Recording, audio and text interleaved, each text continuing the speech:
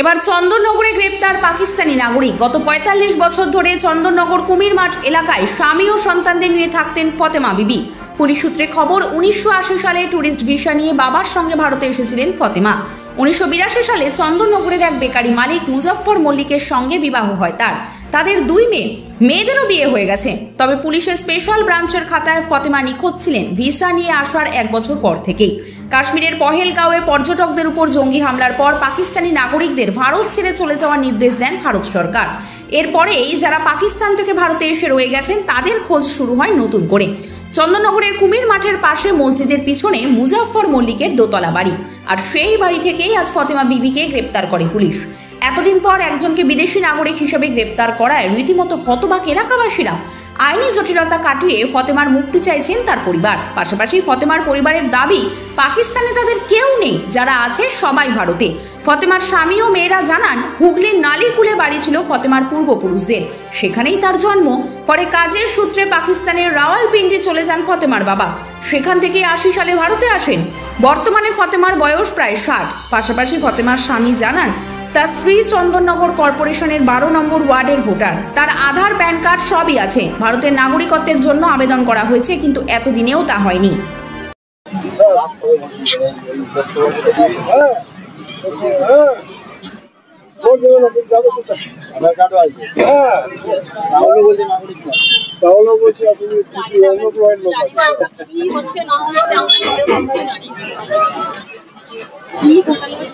না, আপনি কাগজপত্র জমা দিয়েছিলেন?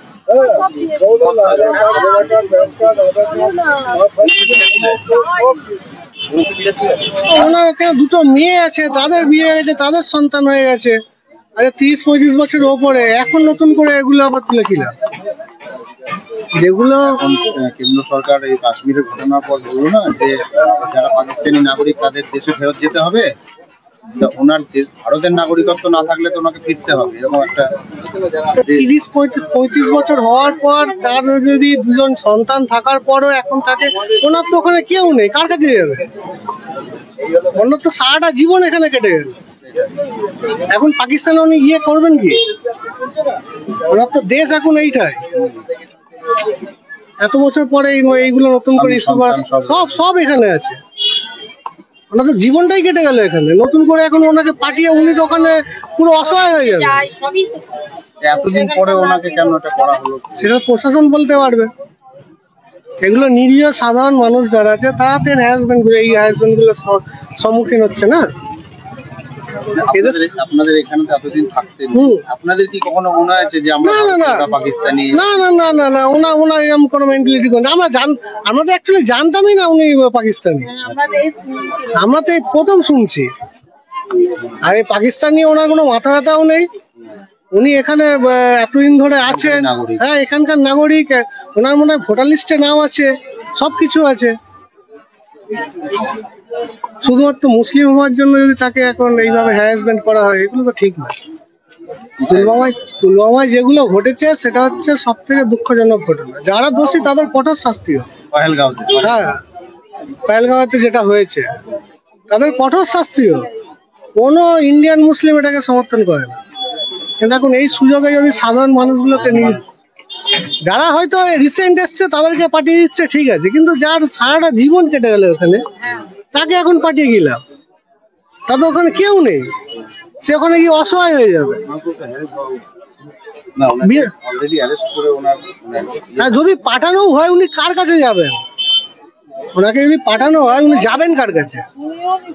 বর্ডার ওপারে ছেড়ে দেওয়া হবে? অনুপ্রবেশকারী হিসেবে ওনাকে ধরা হয়েছে। না না, এত বছর ৩০-৩৫ বছর পরে অনুপ্রবেশকারী, হ্যাঁ রিসেন্ট যারা আসছে তাদেরকে পাঠিয়ে দেওয়া হচ্ছে, ঠিক আছে।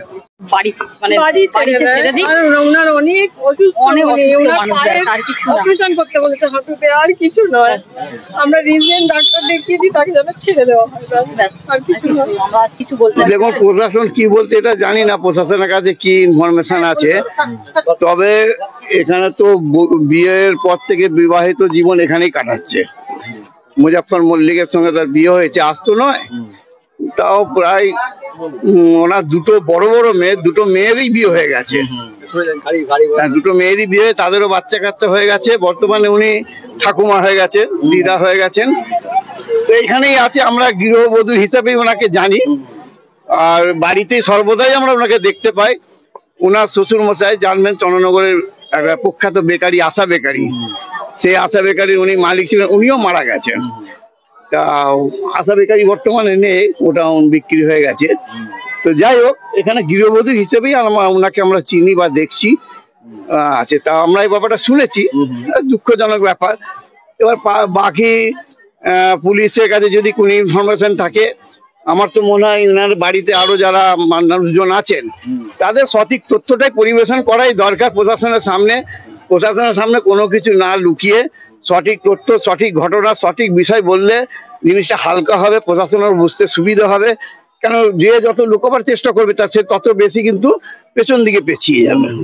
তবে আমরা প্রতিবেশী হিসেবে ওনাকে এখানে গৃহবধূ হিসেবে বরাবর দেখেছি। যেটা শোনা যাচ্ছে যে 80 সালে টুরিস্ট ভিসা নিয়ে এসেছিলেন ফ্যামিলি নিয়ে, তারপরে ইনি এখানে রয়ে যান, ফেরত যাননি। তারপর থেকে কিন্তু ওনার কোনো ট্রেস ছিল না, আমরা খুঁজে পাওয়া যাচ্ছিল না। তারপর ওনার এখানে বিয়ে হয়েছে, ওনার সন্তান হয়েছে, এখানে সংসার করছিলেন। হ্যাঁ, হঠাৎ করে এই যে কাশ্মীরের ঘটনা, তারপরে যারা পাকিস্তানি নাগরিক তাদের আবার খোঁজ শুরু হয় নতুন করে। কারণ যেহেতু কেন্দ্র সরকার বলেছে যে তাদেরকে দেশে ফেরত যেতে হবে যারা পাকিস্তানি আছে। তো সেই ক্ষেত্রে কি বলবেন, ইনি তো এত বছর ধরে আছেন, এটা তার পরিবার রয়েছে, ইনাকে তো বিয়ের পর থেকে, মানে ইনার যে আশা বেকারি বড় ছেলে মুজাফফর মল্লিকের বিয়ের পর থেকে তো ওনাকে এইখানেই আমরা দেখছি। এবার উনি কি ভিসা নিয়ে এসছেন, কোথায় এসছেন, কিভাবে থাকছেন, এই এত ডিটেলস আমরা জানি না, আমাদের পক্ষে জানা সম্ভব নয়। এটা 80-র কথা বলছে, তার মানে প্রায় 45 বছর। অর্থাৎ তখন আমি যদি আমার বয়স থেকে 45 বছর পেছিয়ে যায়, আমারও জানার কোনো বিষয় নয় এটা। আমাদের ইন্ডিয়ান নাগরিক যখন বছর 4-5 ছিল, তখন ওর বাবা মা পাকিস্তান নিয়ে চলে যায়।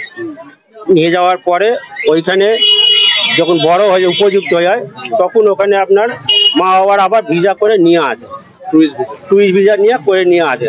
তখন এখানে আর মা বাবারা 10 বছর হয়ে গেছে, আর যাতায়াত বন্ধ করে দিয়েছে ওখানে। এখানে মেয়ের বিয়ে দিয়ে দিয়েছে। মেয়ের বিয়ে দিয়ে যাওয়া 50 বছর 55 বছর হয়ে গেছে। এখন ওর মেয়েরা বড় হয়ে গেছে, বড় হয়ে যাওয়ার পরে বাচ্চাও হয়ে গেছে, সব কিছু গেছে। হয়ে যাওয়ার পর এখন ওর বিশাল শরীরও খারাপ, সুগার আছে, থাইরয়েড আছে, তারপরে নার্ভের রোগ আছে, অনেক রকম রোগ নিয়ে ও এখন জীবিত রয়েছে। ডাক্তার ঘরে এসে দেখে যায়, এক সময় অজ্ঞান হয়ে যায়। ওই সময় এখন পুলিশ নিয়ে গেছে ওনাদেরকে তুলে। তো আমাদের কাছে আপিল রয়েছে যাতে ওনাকে না পাঠানো হয়, না পাঠিয়ে যাতে আমাদের ভারতের নাগরিক করে দেওয়া হয়, হ্যারেস যাতে না করে, এটা আমাদের কাছে খুব উপকার হয়। এখানে করেছে, ওখানে অনেক কোর্টে আপিল করা হয়েছে, কোর্ট থেকে ওকে জামিনও করা হয়েছে। কোর্ট বলেছে কোনো অসুবিধা নেই, আপনার ওনাদের কাছে কাগজপত্র ছিল, ভিসা জমা দিয়ে দেওয়া হয়েছে ওনাদের, বলে আর কোনো অসুবিধা নেই, আপনারা নিয়ে যেতে পারেন। তখন নিয়ে যায় কত আপনার 2003-তে একটা আপিল হয়। ওকে এখানে ভোট দিত? হ্যাঁ, ভোটার আছে ওখানে। আমাদের 12 নম্বর ওয়ার্ড, আমাদের কাউন্সিলর আছে ঋতুপর্ণা সাউ, ওনাদেরও অনেক সহযোগিতাও আছে, সবকিছু আছে। গীতা কনস্ট্রাকশন, কল্যাণী, গাছড়াপাড়া শহর, রাজবাড়িহাটি, ভাটপাড়া। ফোন করে বিস্তারিত জানুন। গীতা কনস্ট্রাকশন 6289063557 98314787995।